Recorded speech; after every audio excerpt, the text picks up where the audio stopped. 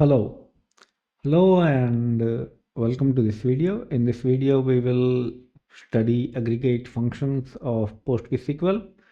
So in the previous video, we finished range and multi-range, and now we will go through aggregate functions. It will be followed by window functions. So pretty important section. Once we finish this, we will look at the example of aggregate functions. Let me hide this so that font can become a bit better. So without further ado, let's get started. Aggregate functions compute a single result from a set of input values. The built-in general purpose aggregate functions are listed in table 9.62, while statistical aggregates are in table 9.63.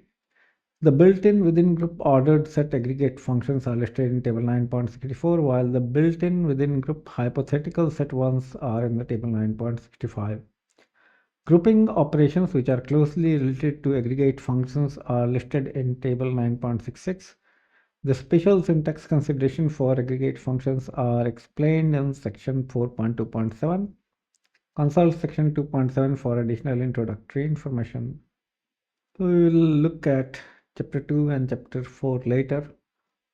Once we finish 9, we will see where we can go. Aggregate functions that support partial mode are eligible to participate in various optimizations such as parallel aggregation.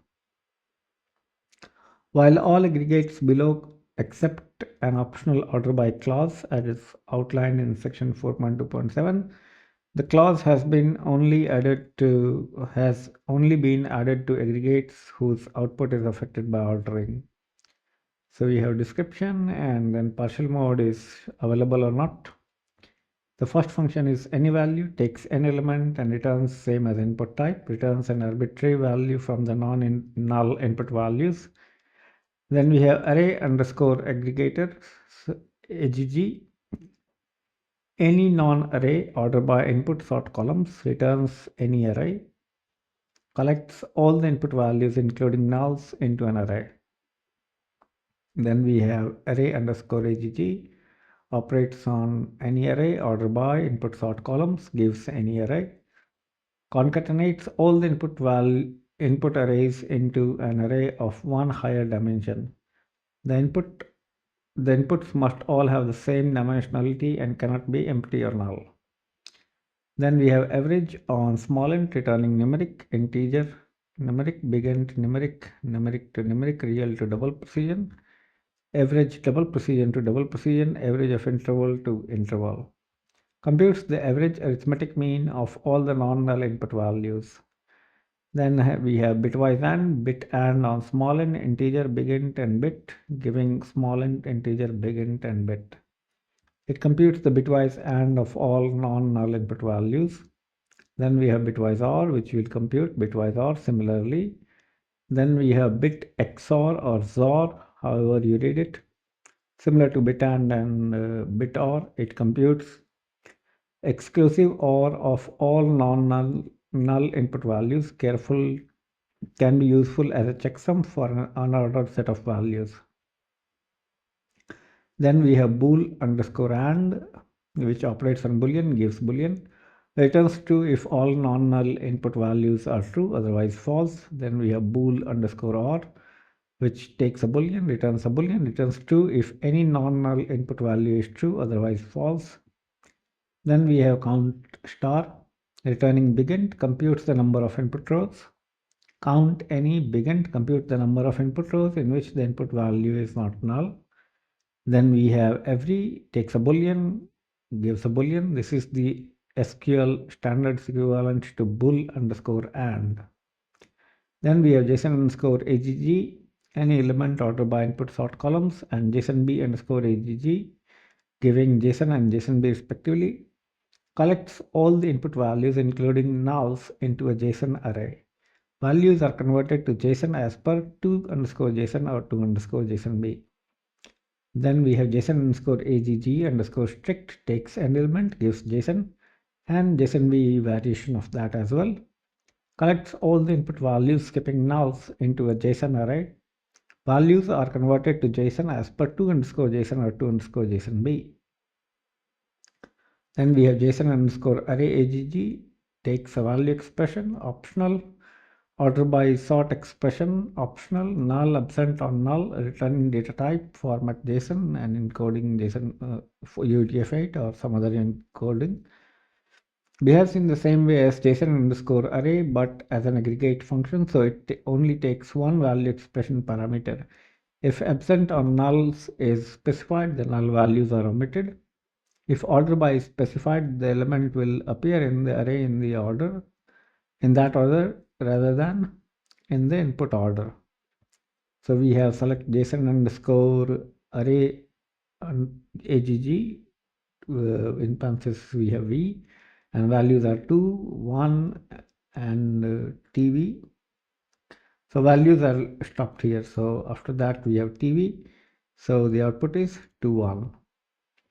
Then we have JSON underscore object AGG key expression, values colon value expression, null absent. So similar description.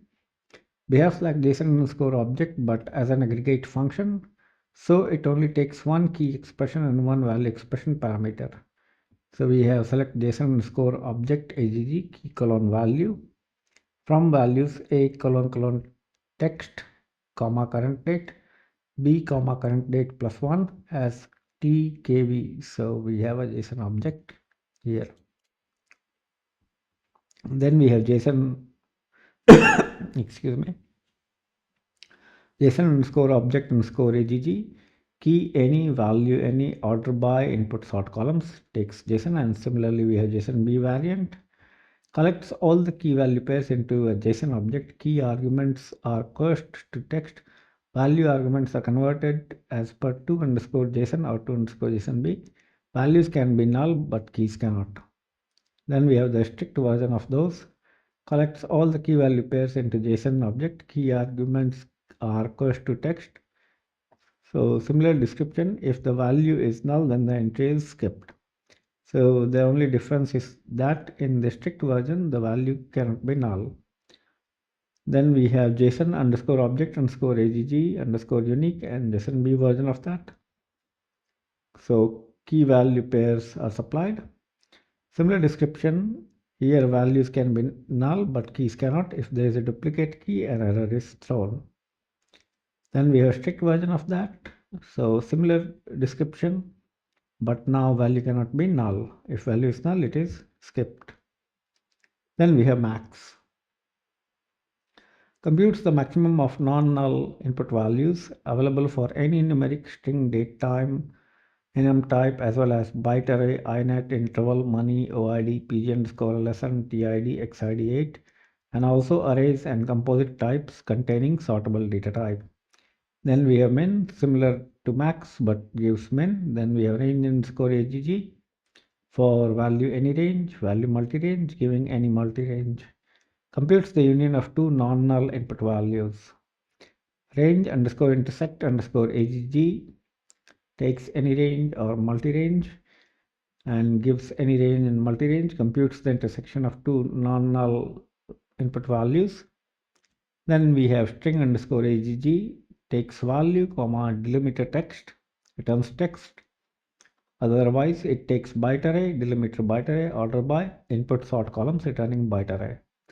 Concatenates the non-null input value into a string. Each value after the first is padded, preceded by the corresponding delimiter if it is not null. Then we have sum, which is mostly numeric type, and money and interval are there. Returns the similar output. For small int we have big int, for integer as well. Big int and numeric gives big int, real gives real, and double precision gives double precision. Interval will give interval and money will give. Computes the sum of all sum of the null input values. Then we have XML AGG, XML order by input sort columns, returning XML. Concatenates the non-null XML input values. So we have seen section 9.15.8. Now we have some details of this.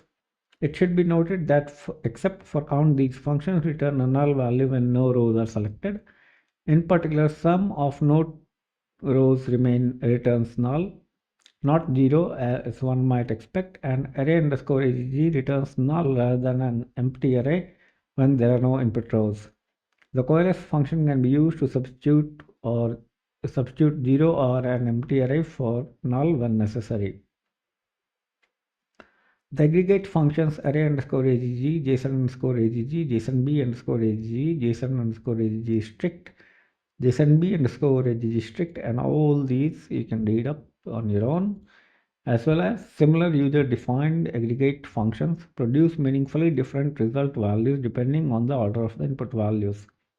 This ordering is unspecified by default but can be controlled by writing an order by clause within the aggregate call, as shown in section 4.2.7. Alternatively, supplying the input value from a sorted subquery will usually work. For example, select XML AGG from select X from test order by Y descending as tab.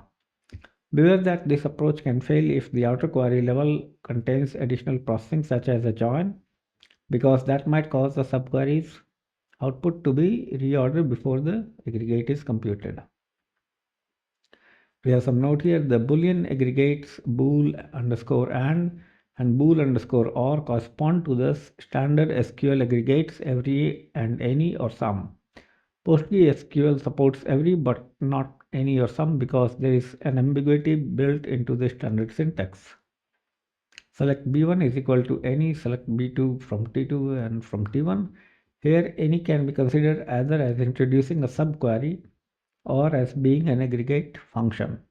If the subquery returns one row with the Boolean value, thus the standard name cannot be given to these aggregates. We have a note here. Users accustomed to working with other SQL database management systems might be disappointed by the performance of the count aggregate when it is applied to the entire table. A query like select count star from some table will require effort proportional to the size of the table. PostgreSQL will need to scan either the entire table or the entirety of an index that includes all rows in the table. Table 9.60 shows aggregate functions typically used in statistical analysis. These are separated out merely to avoid cluttering the listing of more commonly used aggregates. Functions shown as accepting numeric type are available for all types: small int, integer, big int, numeric, real, and double precision. Where the description mentions n, it means the number of input rows for which all the input expressions are not non-null. In all cases, null is returned if the computation is meaningless, for example, when n is 0. Let's see if we can finish this today. We have quite a bit.